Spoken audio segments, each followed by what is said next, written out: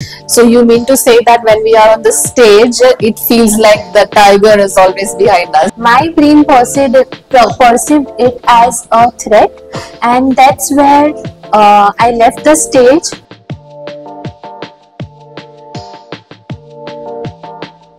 Hello everyone. Welcome to the first episode of Unmute, the orator within you. If you are a student or a teacher or someone who wants to be heard, then this episode is for you. If you feel that when you go near the mic and your voice trembles, then this episode is for you. So let's welcome Miss Lisa, our special guest today, who understands the minds of people, who helps them understand their voice, makes them feel heard with a lot of confidence. Welcome, Miss Lisa. Thank you, Bushra, so much for inviting me here. And honestly, I'm really glad that I'm here to talk about very important topic, that is fear of stage. It is really important to address something like that. Thank you so much. I'm really glad to be here. We are also happy to have you here, Miss Lisa. So let's start with the basics. What is stage fear? Let's understand that. So stage fear is something that comes from our brain. It perceives a threat like a situation or a danger where it is very vulnerable state of mind, and it is always nervous, and our brain tries to protect us from that. So this is something very normal. People always fear stage at some point of life, and I think to overcome from it is really important. So you mean to say that when we are on the stage, it feels like the tiger is always behind us? Yes, and we are always fearful of it. Right. So can you help us understand what triggers stage fear? So stage fear stems from things like negative thought patterns, poor self-esteem, and when we don't think we are enough to present on stage, or if we are very unprepared about things, that's where the nervousness comes from and fear comes from, and we are unable to deliver what we want to actually deliver to the people. Right. So have you ever come across that situation when you're really excited to do something, but you just ran away from it? Yes, so I remember that in my 5th grade we had a performance of welcoming our parents, wherein we had to perform very spontaneously, and we had a 1 hour practice for it, and my brain perceived it as a threat, and that's where I left the stage midway, and I talked to myself very negatively about it, wherein I said myself that I was unprepared and I had to prepare more to be very confident and to be look very well put on stage. So that's where my first experience was with the stage fear. Oh, so I can also totally relate with this, because even when I go to the stage, I somehow at some point of time feel blacked out. So can you help us understand, like, what are the other symptoms that you have, like mentally or physically, that tells you that you are fearing the stage? Yes, obviously our body language and our body always perceives something as a threat. It always shows some signs like sweaty palms, palpitation, heart racing, and very unusual body movement, very much sweating. So this kind of symptoms are shown by the body.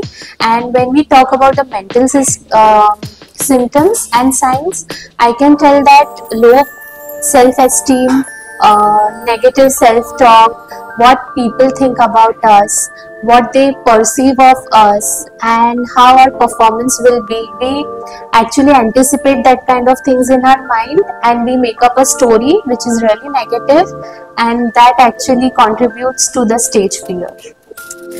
So yes, according to you, I think positive mindset is really very important. Yes, very important. So how do we prepare our brain to be positive and make things clear about it? I think we can always start from very basic thing that is called as affirmations.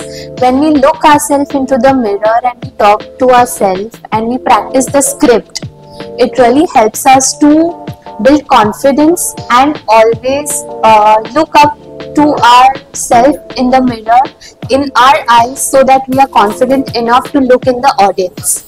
So this is one of the basic thing that we should practice.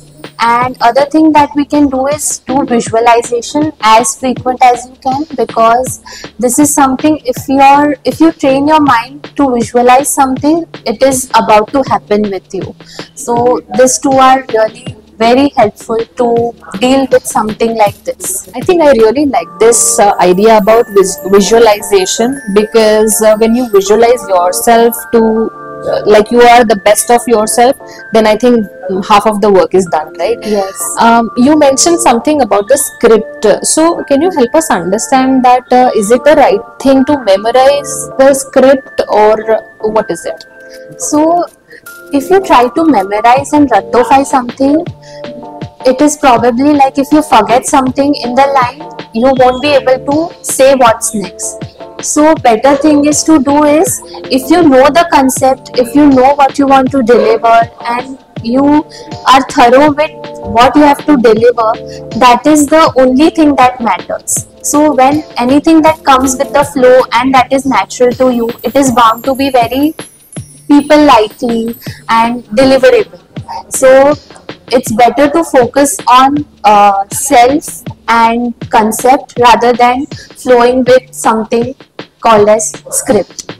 Yeah, so I think having proper knowledge about the topic that you're going to speak is the key thing that you have to keep in mind. Yes. Let's talk about myths. I've heard people saying that if you are an introvert, then you cannot perform on the stage. No, that's really a myth, because everyone, like a seasoned speaker, also feels very fearful of stage at times. So extroverts or introverts, it doesn't matter. Your inner voice matters, because what you say to yourself is about to happen. So this is the key, that if you talk positively to yourself, anyone can deliver it. Right. I've also heard people saying that if you fear stage, then you shouldn't perform at all on the stage. No, that's quite wrong, because we always start from zero. So it doesn't matter that you know the stuff or you don't know the stuff. You just have to be thorough with the concept and be able to talk to yourself in the mirror, and everything is going to happen like you want it to happen. So I don't think that it's a problem. Yeah, and I also believe that there's always a first step, and unless you take that step, you won't know what you actually are. I agree. The first step is always the hardest, but I'm sure if you take the first step, then you can actually be booming in anything you want to be skilled at. Right. Thank you so much for your valuable insight about this.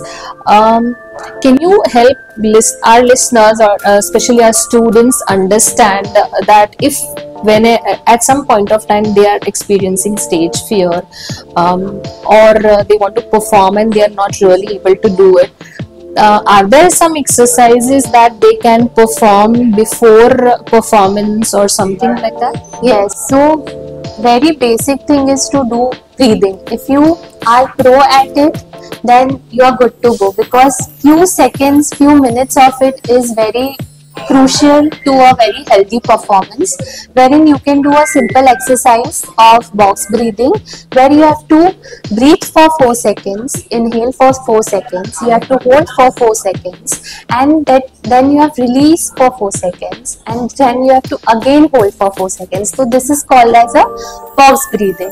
So wherein you are able to control your breathing. If you control your breathing, you can control your thoughts, and you have your performance into your hand, and what you want to speak, your words are in your hand. So this is a very good exercise to begin with. Okay, and this was something that you do before going to stage. Yes. And some tips and tricks that you can have in your mind while you're on the stage, so that you are more confident about the Okay, performance? so when we are on stage, there are things that we always think that something is going to be messed up.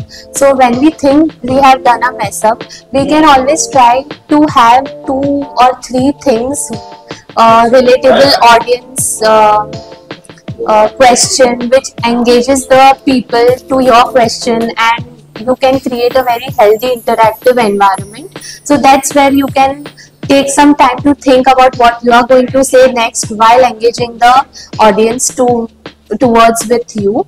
And the other thing that you can do is you can always give a personal touch when you speak. You can always speak about the stories, experiences, or really a humor thing to actually engage the audiences with yourself. Right, right. I think sharing personal stories is something that you really enjoy, and that would be really good exercise to Yes. have it in your performance. What about eye contact? Is it really important? Yes, if it's like if I'm looking into the phone and you are talking to me, you'll likely think that I'm not talking back to you, and my attention is towards my phone. So eye contact is a key for delivering a good speech. So if you think that some of the people in the audiences that are engaging with you are looking at you, are waiting for you, you have to make the healthy eye contact with them, and you can deliver your speech. It's a best way to actually engage the audience also and deliver your speech also. Sometimes you feel that when you're on the stage, you get some intuition that there are some negative feedbacks or negative energy coming to you. How do you deal with that?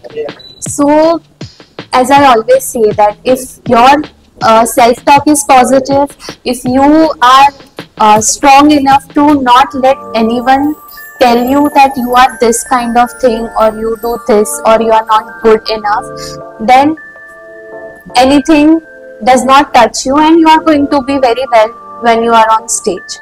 But the key is, if you practice affirmations and do well with yourself in the mirror, then it's never going to happen to you. We can forget about the negative feedbacks.